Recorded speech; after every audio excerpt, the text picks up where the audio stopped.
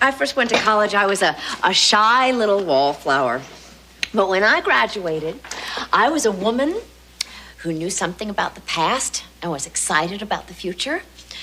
I mean, I was exposed to ideas I never even knew existed. And when I walked up there and I got my diploma, I had such a feeling of pride. I mean, it was more than just a piece of paper. It was thousands of years of history and knowledge and teachers and students all saying, Angela Bauer, you're one of us. That was beautiful, dear. So, sweetheart, what do you think about college? I'm going. Hi, everyone. Welcome back to AOA, the Who's the Boss podcast. I'm Tori. I'm Kevin. And we are here to rewatch and discuss every single episode of Who's the Boss. I don't have any news. I know. I mean, I know you get alerts and stuff, and we keep track. But I just did a quick search to make sure we didn't miss something. No. But yeah, there's nothing. No. Okay. So today we're going to cover season 4, episode 17. The title is The Matriculator. It first aired on Tuesday, February 9th, 1988. And the TV Guide summary says, attempting to get Samantha excited about higher education, Tony catches the academia bug himself. Oh. So they had used the word matriculate in another episode, and I had to go look it up. Oh. And it just means to apply for college. Oh, okay. So he is now going to apply for, he's going to be the apply for colleger. Yeah, the apply for I don't really know what the title is, a play on words. Do you have a summary? I did not forget this time. Oh, that's it. That's it. You read it? I did? Oh, okay. Oh, I didn't know you were done. I thought you'd stopped in the middle of it. Oh, no. I understand. No, that was it. Okay. It's short. While trying to persuade Samantha to enroll in college after high school, Tony decides to enter university himself. However, the admission test proves to be more difficult than thought. Oh. That's one of them. Okay. I know, it's not really... Nuts and bolts. Kids are slamming doors. Sorry. After Tony hears Sam doubts whether to go to college, he and Angela spare no effort to make her go. That includes a campus visit with Mona, who records the social side of college life. Tony gets so excited that he decides to enroll himself. That is, if he can pass the entrance exam. Angela's help works, but all but encouraging, and a computer glitch tests his nerves near explosion. Near explosion. Is it the same person? It's the same one that writes all of them. Okay. That's why I think there's like a translation Yes, definitely. going on. Okay, so this episode was written by Lee Aronson and Mark Scheffler. Now, Lee Aronson will write a total of 3 episodes. A Farewell to Nick was his first one. Oh, okay. Matriculator is his second. And then Mrs. Rosini's Uncle will be his third. Mark Scheffler also wrote A Farewell to Nick and writes this episode, The Matriculator. But then Lee's going to dump him because he will not write Mrs. Rosini's Uncle. Yeah. I don't know why. Okay. And what happened? They have a falling out, or maybe, I don't know. Maybe Lee had something else to do. We'll never know. Maybe he got on the Charles in charge. You look on the Internet Movie Database and see at some point. Yeah, I mean, that's where I am, and I don't see any clues. Oh, okay, then I don't know. I need like the gossip pages or something. When this episode opens, Tony and Jonathan are putting together one of those model human bodies. I was just playing with one of these with the girls the other night. It was much smaller than this one. He says, okay, Tony like pounds his head in, and then he says, okay, I'm ready for the heart. And Jonathan hands him something. He says, Dr. Bauer. And he says, Jonathan, this is a spleen. Mm-hmm. Now, I call bullshit. There's no way Jonathan wouldn't know what a heart is. Yeah, I agree with you. He knows the difference between a heart and a spleen. Yeah, probably. He's already dissected animals. I know. Suddenly, Tony's the expert on what. So he says, this is a spleen, but he'll never know the difference. And then he shoves it in there anyway. Yeah, it's funny. Then Jonathan says to Tony, did you know that if... Were you going to say something? No. I go ahead and say your thing. Did you know that if you stretch out your intestines from end to end, they reach 25 feet? Right. So he knows that, but he doesn't know what a heart looks like. Right. Okay. Then Tony says, if I'm ever lost in the woods, I'll leave a trail. but you'd be dead, Tony. I know. Well, Yeah. yeah. And Jonathan's like, that's disgusting. And then he says, you're my kind of guy. Now, Samantha comes downstairs, and she's upset with Bonnie. She says, that Bonnie, can you believe it? She's so irresponsible. We're supposed to be at the Molly Ringwald Film Festival right now, and she ditched me. So she says, and do you know what for? And Tony says, a date? Which makes me realize that we've never seen Bonnie go on a date. And No. I don't think we ever will. Yeah. And she says, no, some college prep course. So Tony's like, oh, gee, some people have no priorities. Right. And then he's like, wait a minute, why aren't you taking a college prep course? Now, I looked up to see if there really was a Molly Ringwald Film Festival. Mm-hmm. There was not. No, I just figured. Yeah. But when I was curious then as to what movies had come out of hers by then. So this Wow. episode aired in This is February. 88? This is 88. Definitely Breakfast Club and Pretty in Pink. Yes. Probably definitely 16 Candles. Yes. All three of those. And the movie Four Keeps had just come out in January 15th. I loved Four Keeps. I kind of want to watch that I don't again. remember it. That's the one where she gets pregnant and they have a baby. Yeah, I vaguely remember it. Yeah. I'll I have mean, to it watch was. again. It's definitely not one of her more popular ones, but I just really liked it.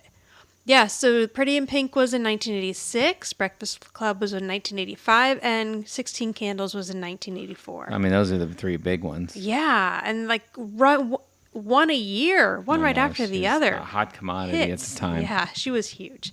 And then before that, some of us may have forgotten that she was on The Facts of Life. She played Molly Parker in the beginning, and then they recast and kind of that's reworked right. the cast. I remember that. And before that, she was on Different Strokes. Oh, okay. Wow. Yeah. So anyway, I was just kind of curious as to what Molly Ringwald movie was popular at the time. So my guess, the film festival, since they were going to go watch movies, it would have consisted of Pretty in Pink, Yes, Breakfast Club and 16 Candles. 16 Candles. Yeah, because Four Keeps would have still been in. Well, it could have been Four Keeps too, because that was in the theater at the time.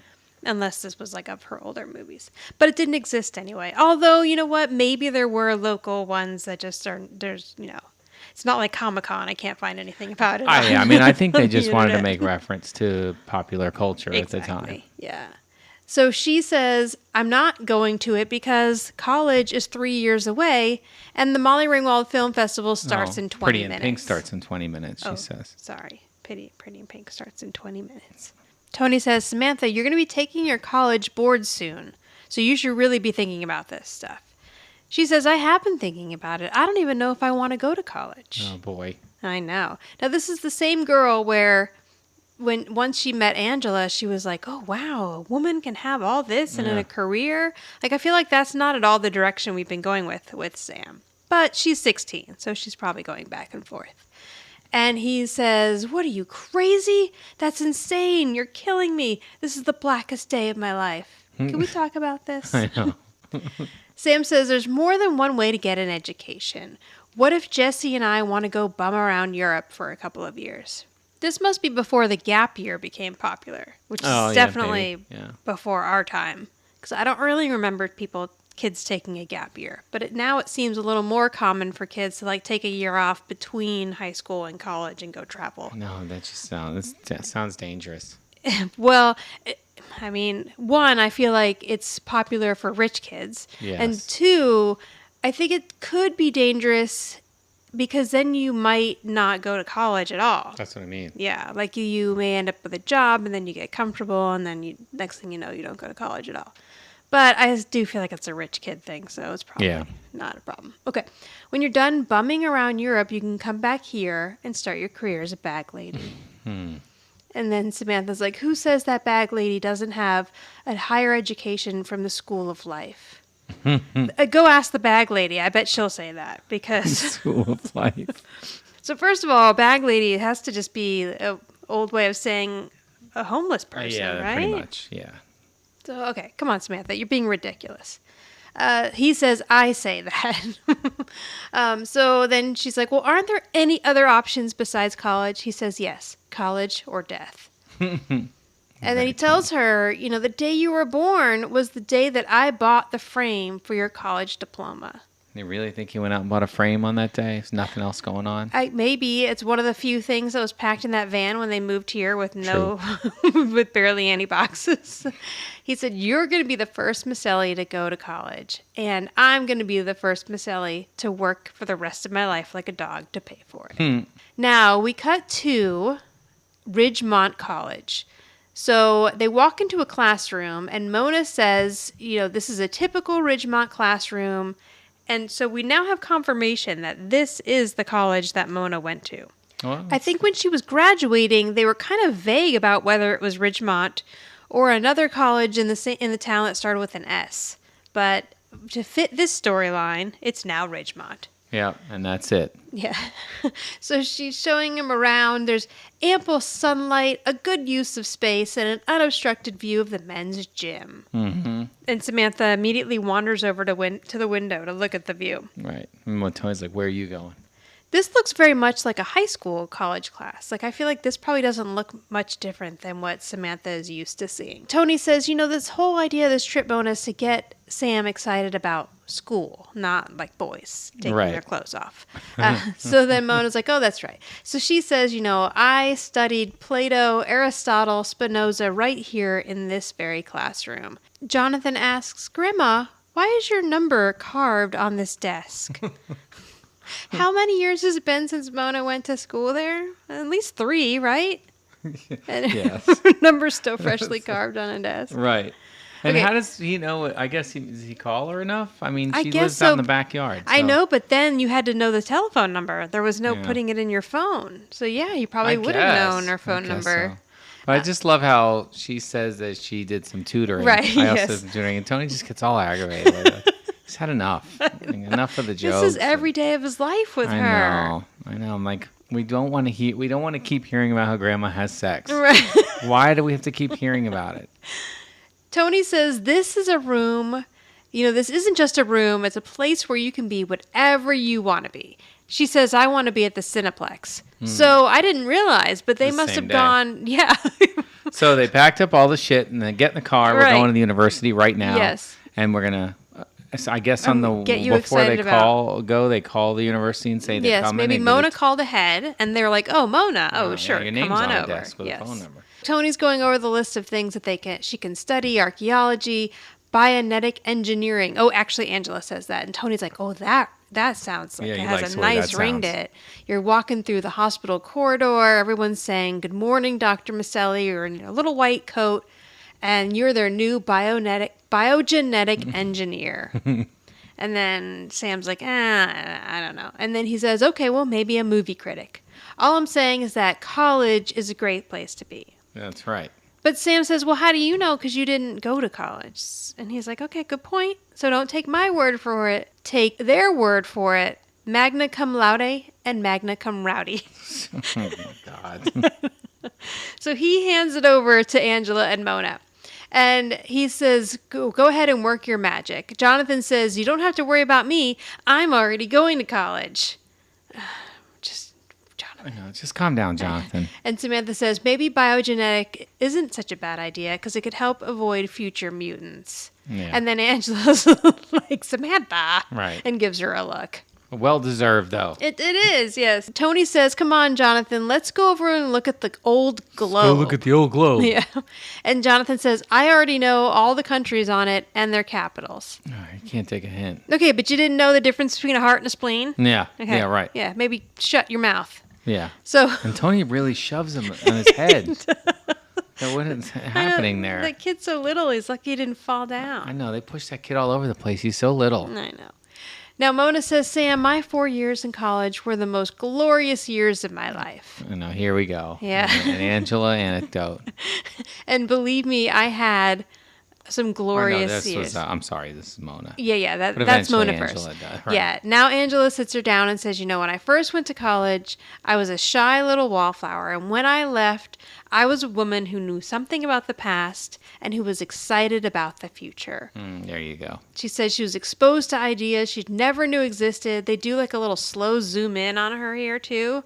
This is a very special moment. It is. I didn't notice the zoom. And she says when she walked up there and got her diploma, she had such a feeling of pride that it wasn't just a piece of paper. It was thousands of years of history and knowledge and teachers and students all saying, Angela Bauer, you're one of us. And Sam's looking a little more like she's interested here. Mona says, that was so beautiful, dear. So, sweetheart, talking to Sam. What do you think about college? And then you hear, I'm going. I'm going. And everyone turns to look, and it's Tony. Yeah, he's And going. He says, I'm going to college. Tony Micelli's going to be one of them. So they've inspired Tony. So now we cut to Tony's in the kitchen working. Yeah, he's in the kitchen practicing. His room, or his office. That is true, yes. Samantha has just stepped into Tony's office while he is studying for the college entrance exam. What? Angela. Oh, no, I must have a scene you don't. Because Sam walks in here first. Oh, I was about to say, I'm confused. Yeah, I don't have this. All right. Yeah, so Sam comes into the kitchen, and she gets a soda out, and then she says, Dad, I've been thinking about Ridgemont College. It looks like a really nice college. But if we both go there, then when I'm a freshman, you're going to be a junior, and we may end up in the same class. I really don't think that's going to happen, actually, but okay. And then he's like, oh, boy. And he's like, won't that be great? And she says, no, that won't be great. He's like, well, we can hang out. We can have lunch. We can go to the student union. We could be study buddies. And at her look, he says, or we could pretend that we don't know each other. And Sam's like, yep, that's exactly what I'm thinking. So she comes over with her drink, and he's like, well, if I don't finish my essay for my application, then we won't have to worry about this at all. So she says, okay, well, I'll just be quiet. And then she leans down and starts slurping soda in his ear, which is a child's idea of being quiet. And he looks at her and she's like, oh, okay, I'll go in the living room. So she leaves. Not even like a second later, Angela peeks her head in the door and asks how he's doing. So he's like, yep, I'm doing good. Just working away. I've been working on my math skills and working on my essay for the application. I've even been working on my vocabulary skills. So he says to Angela, I am intensely cognizant of your pulchritude this evening tide. Yes, so we had to look up really just one of the words, pulchritude. So cognizant means aware. Pulchritude is a very old and ugly word for beauty. And evening tide just means it's an archaic way of saying evening. So he says, I am aware of your beauty this evening. And she says, thanks, Tony. You look foxy, too. That's so funny. And he's like, wow, you knew what I said. And she's like, a college education. So he's all excited. Okay, wait, hang on. We got to talk about the brooch on Angela's sweater here. Oh, boy. Yeah. It looks like something out of Star Wars, but I doubt that it is. But it looks like it could be like an airplane flying sideways. Maybe like the old ones that had the old-timey airplanes. Yeah, with the two wings. It's actually really cute. I like it a lot. I don't understand it, but I do actually like it. I don't see brooches really coming back though. No, I don't either. I mean they may. Brooches. And next thing, who knows? Isla's with the stuff that Isla wants to wear, maybe next week it'll be a brooch. Yeah, she might already have one. So she says to Tony, you have been at this day and night for 2 weeks. So it's been a while he's been working at this. So that much time has passed by. Yeah, I don't think I realized the first couple times that much time had gone by. She says she is very proud of him. And he's like, well, that's how it is with us Micellis. Nothing half hog. It's the whole pig or nothing. Half hog, I've never heard that before. Now, that is a very true statement for Tony Micelli because he does things 110% or he doesn't do them at all. So he says, check out what I've gleaned from these tomes. And he says, that means what I've learned from these books. See? Yeah. She's like, oh, very, very good. And now he wants her to ask him one of the questions. So she's like, okay, glove is to hand as sock is to, and Tony says foot. Yeah. He's like, that's an easy one. Come on, give me something harder. And then she's like, okay, well, desk is to book as bench is to, and then he says judge. And she's like, no. And he's like, oh, of course not. But this is a dumb question. It really is. Because it irritated me the first time I watched it. She's not clarifying what the bench is. Right. Is it a bench in a park? Is it? Right. Like, is it, because then it could be gavel if it really is a bench that a judge would sit at. Yeah, so they're not clear as to what bench is. So yeah, because if it's a bench in a park, then it's ass. Right. That's what I thought. So then Angela does that annoying thing where somebody just repeats the question slower, as if it's not that he didn't hear the question. He doesn't necessarily understand the question. He's going to understand it better if she's talking slower. Right. So he starts getting worked up. Now, she's telling him, don't get rattled, but he is absolutely rattled. He's getting nervous. So she's been in here for 45 seconds, and she's completely ruined 2 weeks of work. Yep. So he's saying basketball. She's like, no. And he's like, all right, well, I could use a little bit of help. So she says, tool. And then he's like, come on, why did you tell me that? I mean, a tool bench? Right. I would not have gotten that. No. I mean, you have to be a little... Was there a picture of the bench in the book that she didn't show him? Because then I could see him understanding that it was that type of bench. It was a dumb question. Tony should not be graded on that one. Okay, so now Angela's like, fine. Okay, let's move on to something else. She decides to go on to a math question. And as they sit back down at the table, he's like, oh, I should have known that. He's still all mad at himself. Tony's competitive. So she says, you have a jar of red and green jelly beans. The ratio of red jelly beans to green jelly beans is 5-3. If the jar contains a total of 160 jelly beans, how many of them are red? So Tony gets out his piece of paper. He's doing math. He's carrying the bean. And Samantha walks in again. She walked in when they were saying the question, so she heard the question. And in her head, she does the math, and she says 100. Tony says 60. And then he says, I'm sorry, you're wrong. And then Angela says, no, Tony, she's right. So Samantha did it in her head and got it right. Tony did it on a piece of paper, got it wrong. Got it wrong, But right. Tony really, he just did the wrong jelly bean, because that would have been the green jelly bean would be 60 if the red ones were 100. So the guy's being too hard on himself. So then Samantha's all proud of herself for getting it right. And he's like, well, I have another question for you. A girl was supposed to be in bed a half an hour ago. Her allowance is $15 a week. How much money of that is she going to lose? Yeah, I did the Right. math. $15 a week in 1980. Oh, I did 87, but 80. We're in 88 now. It's probably the same. Close enough. Is $35 a week? That's a pretty good allowance for her. Yeah. Right? What is she? is. 15, 16? That's pretty good. Yeah, it's a real good allowance. Samantha's like, okay, well, I better quit while I'm ahead, and I'm going to bed. So good luck, Dad, and have a great night. And he says, I'm going to need it. Mm-hmm. But Angela's like, don't be so hard on yourself. You don't need luck. You're going to do well. You're going to do well. He says, maybe I'm just not cut out to be a college man. But Angela says, you just flubbed 2 questions. Like, you're overreacting. And he says, there's just something about me and tests, and I get very nervous ever since grade school. I never did good on them. She says, well, you didn't do well on them. Not the time, Angela. I know. No, it's not. Stop correcting him. So then he's like, oh, see, look. So she's like, you're going to do good. You're going to do good. Stop fretting. And then she gets up to leave, and she does a cute little punch on his arm. Like, you got this. Yeah. Little tap. And he's like, okay, thanks. That's so the she second time she punched him today in this episode? Did she do it before? I don't know. Didn't somebody hit somebody in the arm earlier? I don't remember. Oh. I don't think so. Oh, okay. Okay, so now Tony's sitting at the table, and he immediately falls asleep. Yeah, like he was shot with a tranquilizer dart. Suddenly he's out. I Somebody got him in the neck.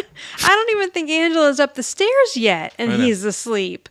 So he has a dream that he is now in the classroom, and he's sitting there with a bunch of younger kids, including Jonathan on one side and Samantha on the other. And all the clothes he is wearing is extra small. Yes, his tie is the tiny. The tie's like 6 inches long or something. It's funny. Now, there's a nun at the chalkboard writing down a question, and Jonathan says, do you know the answer to that one? And Tony says, I haven't got a clue. And he says, do you know it? And then Samantha, who is wearing ridiculous pigtails, turns around and says, I know it, all snotty. Of course. And Tony's like, figures, Miss Goody Two-Shoes. And then he looks at her and he says, nice hair. It's Goody Two-Shoes. And Jonathan says, I hope she doesn't call on me. And Tony says, me either. That's one tough battle axe. Wow. Well, when the nun turns around, of course, who is it? It's Angela. Yep. There's a girl sitting behind Tony that I think someone had said they thought was Becky from Roseanne. But I'm not so sure it is. At first, it kind of looked like her, but I'm not positive that it is her. Yeah, and it's not listed, And I'm guessing. I know there's no way to look it up because all the kids who are extras here are not listed. So Angela says, Anthony, are you daydreaming again, Anthony?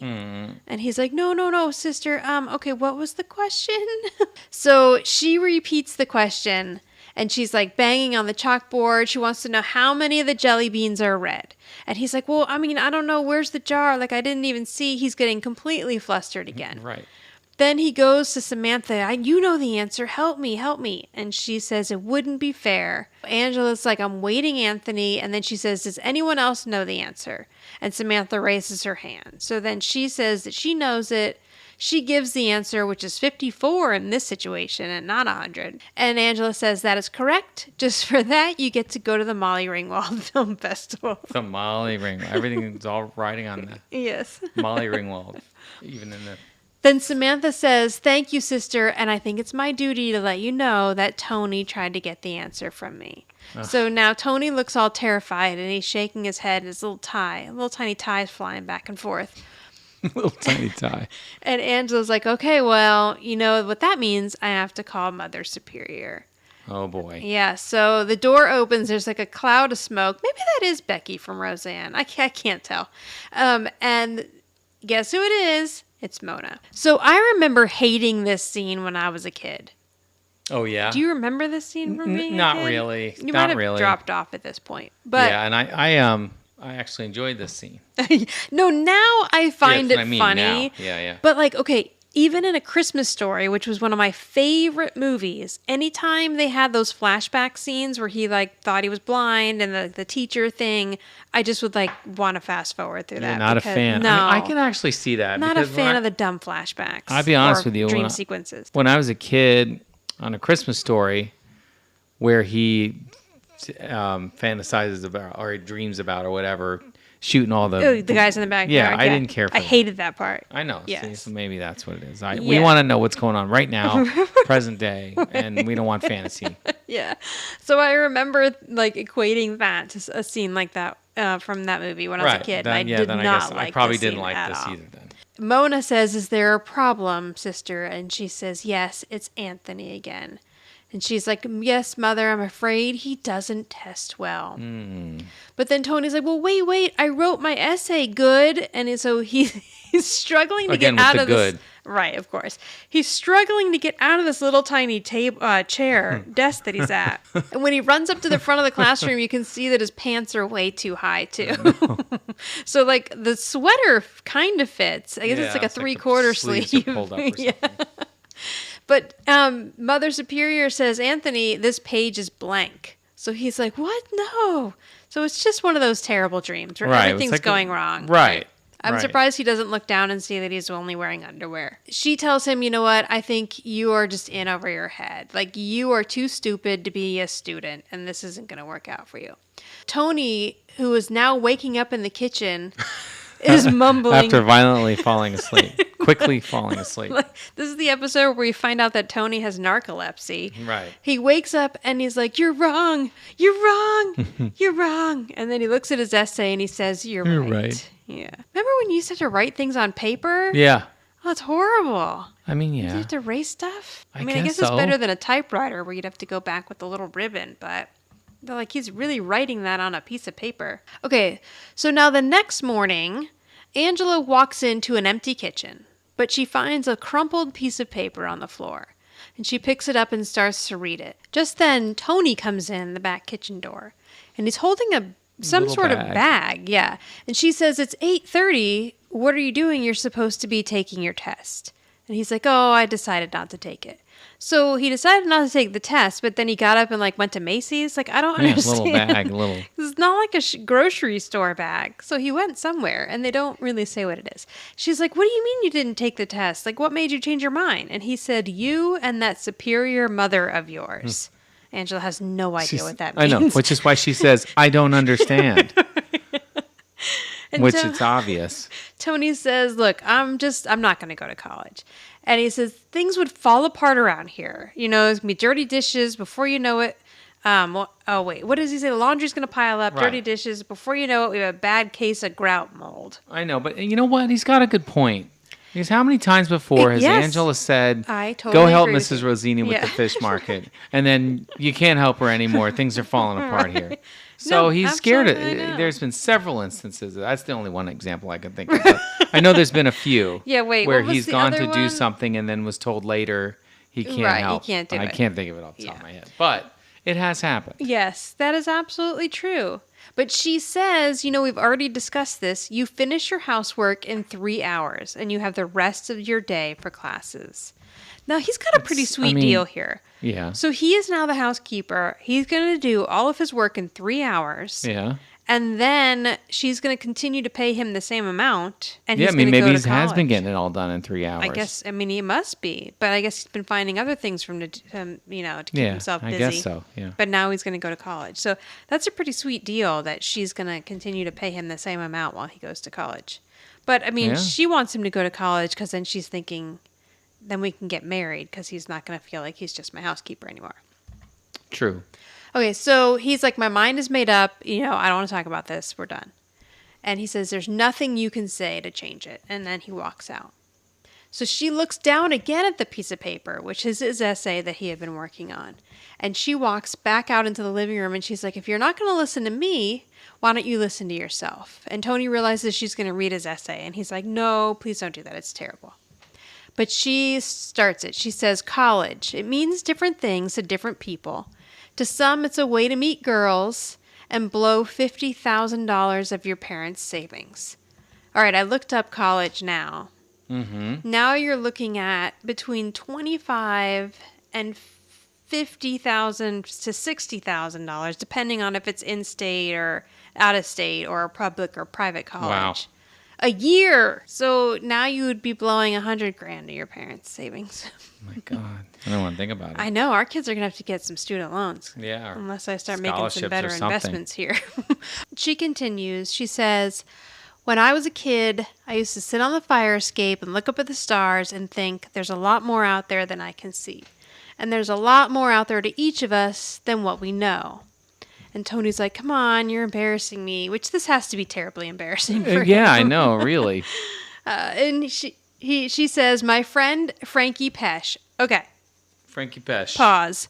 I was like, I know that name. And I know that name because he played the waiter in Custody. He played a workman in Forgive Me, Tony.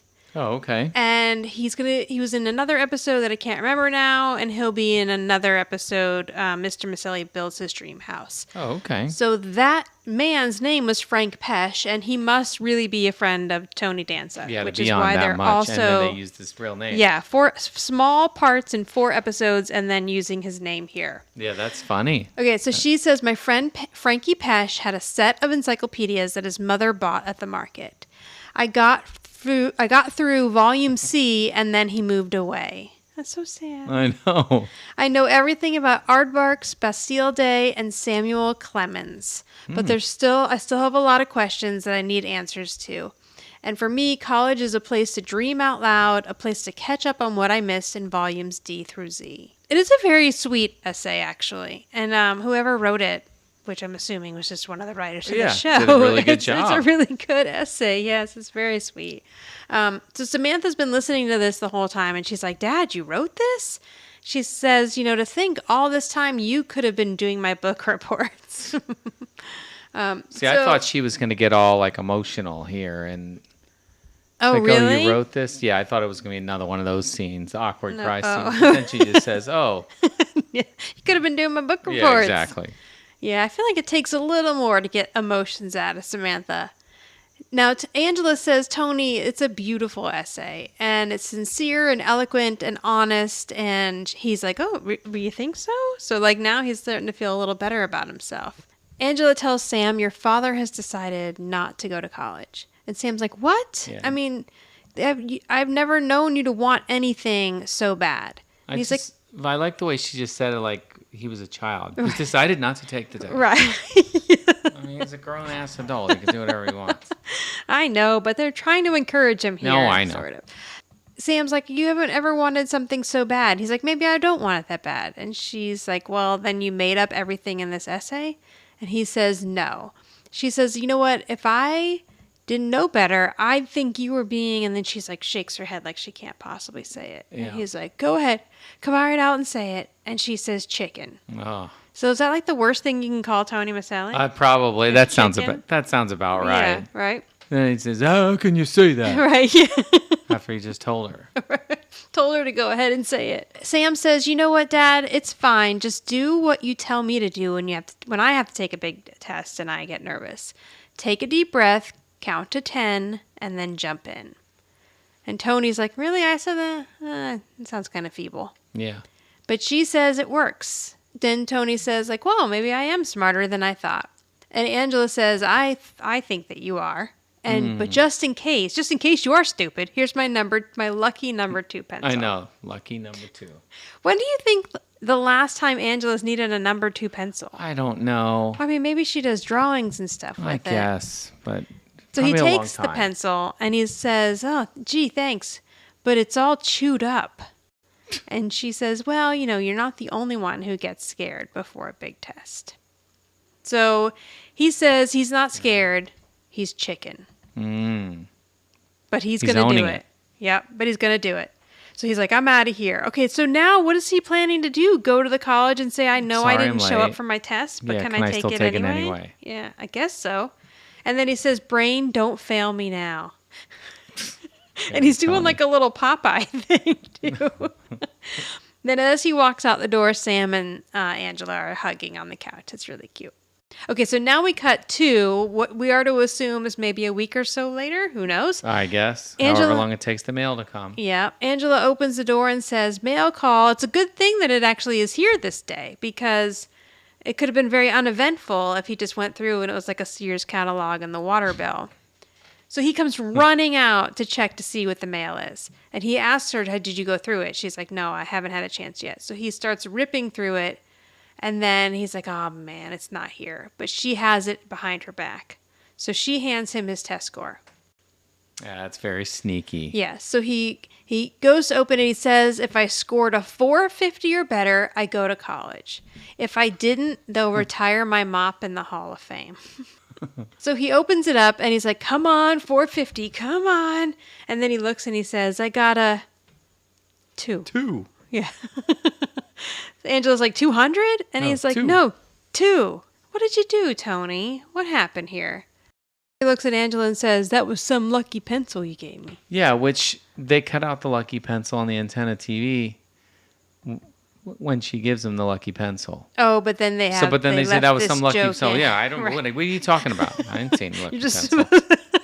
Just supposed to assume joke falls flat. Some lucky pencil. I guess so. All right, now we cut to an office at Ridgemont College, and we're to assume that they're talking to whoever was responsible for grading the tests.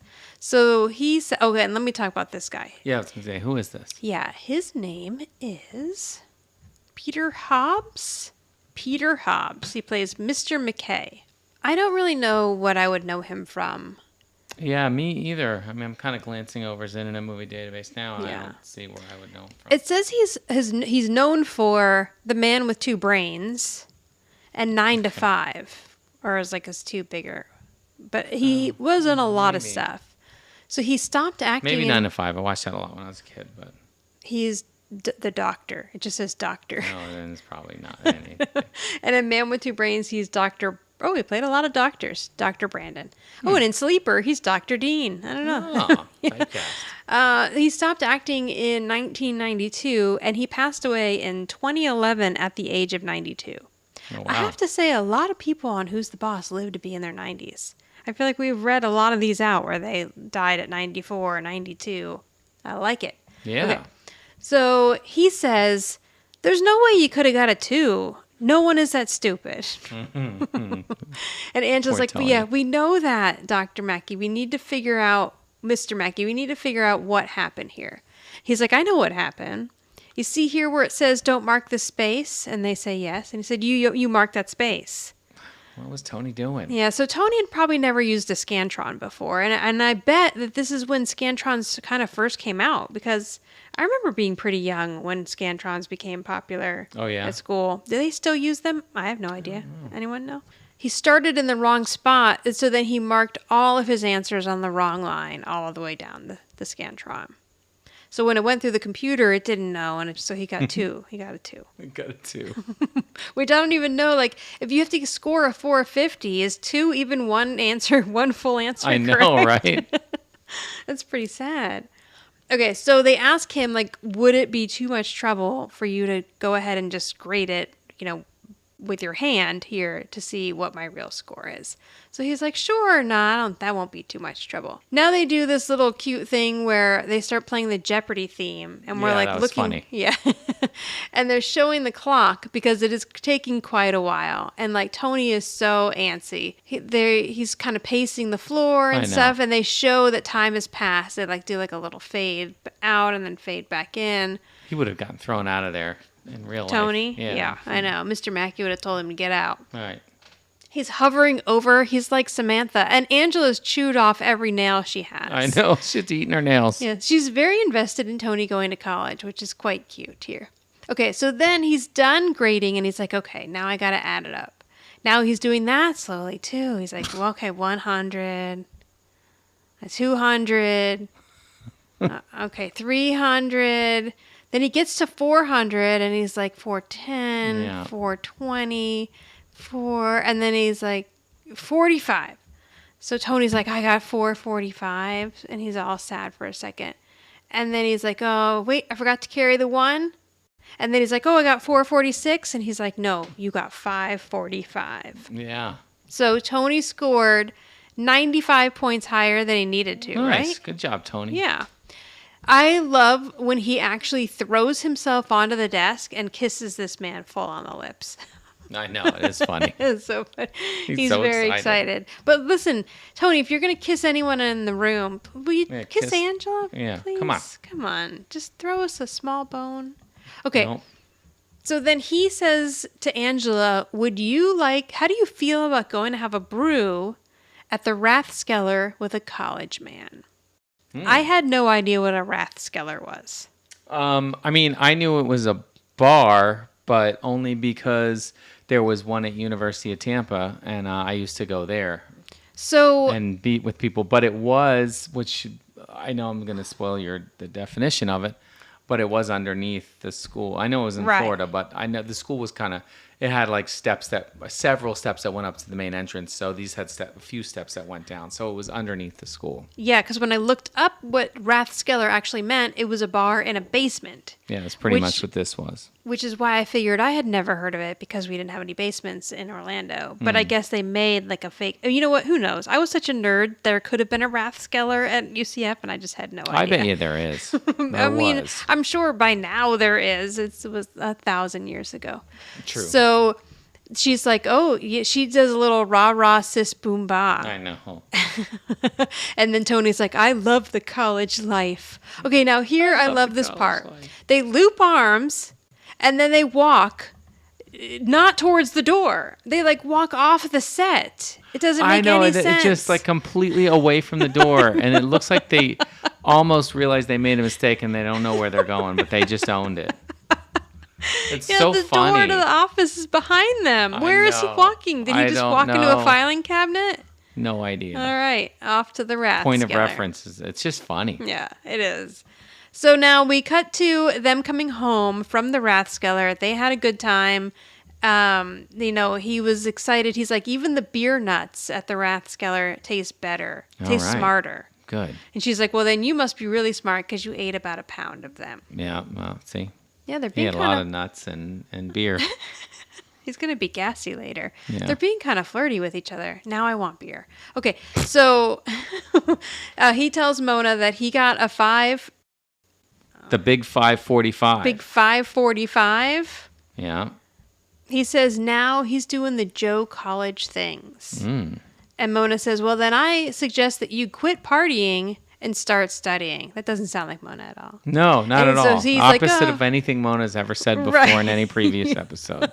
So he's like, oh, such a kidder. Ha, ha, ha, such a kidder. And then they cut to her dressed as the nun again, shaking her finger and saying, I'm not kidding, Anthony. I know, it's funny. I'm not kidding. And he says she's back. And he gets scared. Yeah. And that's the end of the episode. So they had to have shot that. Separate. Yes, like that. Just that they probably just inserted her, and he just pretended that he was staring at Mona dressed as a nun for the stage Sure, part. obviously. All right, so you go first with rating this time. Rating. I'll give this thing a 7. Okay. Yeah, it wasn't a bad episode at all. No. It had a good few funny moments. And then I'll be curious to see, which I think I know the answer is, if the college does go on past this episode. Right. Yes. I mean, I figure I must have. We're getting to the point where I was long gone. Right. You know, I was in high school, and I think I was just kind of done watching the show. You and your permed hair were too cool for Who's the Boss. I know, right? Go figure. So that's what I think. I don't remember a whole lot. So I'll be curious to see. I mean, I'm gonna guess I saw this at some point. Yeah, I mean, even in like reruns or something. Yeah, but I'm saying, like, I'm wondering if it's gonna be episodes. I think there's gonna be blocks of seasons and episodes I've never seen. But anyway, well, we're not even halfway through, so Right. you might have a whole half of the show that you have Right. never seen before. Anyway, I digress. I'm 7, and I'm sticking with the 7. Okay. And like I said, there were some funny moments in it, and yeah, I just enjoyed it overall. I love the scene when he was when they were grading the test. He was pacing around the room, and then he finally leaps across the table and kisses them like it's unexpected. It's pretty funny. So and I like that, which I know you're going to say too, the Tony and Angela flirtiness kind of. Right. And then once again, Angela's in his corner and cheering him on and Yeah. pushing him, and really helping. So Until he forgets to pick up her dry cleaning. well, then that's it. Yeah. Then it's over. I also gave it a 7, and for similar reasons. It's interesting because, like, not a lot happens in the episode, but I guess because it sets up a bigger part of the storyline, it doesn't bother me as much. And it is kind of cute, and, it has its dumb parts, but then it has its cute little funny parts, and overall, I liked it. Yeah, and you know what? They don't have to necessarily all stuff has to happen to. There's a lot of episodes like that where I'm like, gosh, nothing happens in this episode. Sometimes things don't happen, but it's still a good episode and still makes you feel good about watching it. Even though not a lot happened in this episode, I feel like there was good character development at least. Exactly. So it didn't feel like nothing happened. Yeah. Who's the boss around here? Me? Or my mother? Or maybe it's you? I'm going to go with Angela as the boss. All right.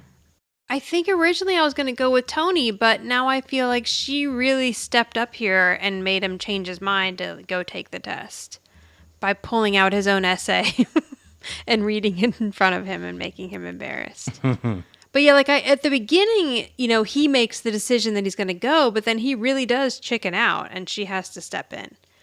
And so, with Samantha's help, but I still think she did the heavy lifting. All right, Yeah. Angela. Yeah, I agree, 100%. Okay, good. It was a tough one too because I kind of went back and forth. But once again, Angela was, like I said before, she was in his corner. She was cheering him on. She was pushing him even when Samantha came in and she was like, "Your father's decided not to go, to take the test or whatever." When Tony was down, she tried to bring him back up again and get him to go, and it ended up working out in the end. Yeah. So yeah. And Angela. I feel like she's probably paying for most of this college education. As Yeah, well. true. That's By true. letting him work 3 hours a day for the same salary. Yeah. Okay, you can reach us at the Who's the Boss Who's the Boss podcast on Instagram or at Who's the Boss Pod 1 on Twitter. Although I've been very absent on Twitter. Or go on Facebook. We have a Who's the Boss podcast page. There we're a little more active and we get some nice comments. Or go to anchor.fm/WTB podcast and there you can leave us a voice message. Okay, now the next episode we're going to do is called 3 Teens and a Tony. And guess what? What? One of my favorites is coming back. Mason. Oh. Yes. And if all works out, we may also have an interview with Adam Carl, who plays Mason in this next that's episode. exciting. And if for some reason stuff doesn't work out and we don't, Sorry. please forget whatever I just said right now. We're sorry. Okay, thank you, everyone. Bye. Bye. If you like this podcast, please subscribe and give a big thumbs up and tell all your friends. And maybe you can tell your grandma, your mother, and your sister or brother. Maybe you have no siblings. Tell your dog and cats. Bye.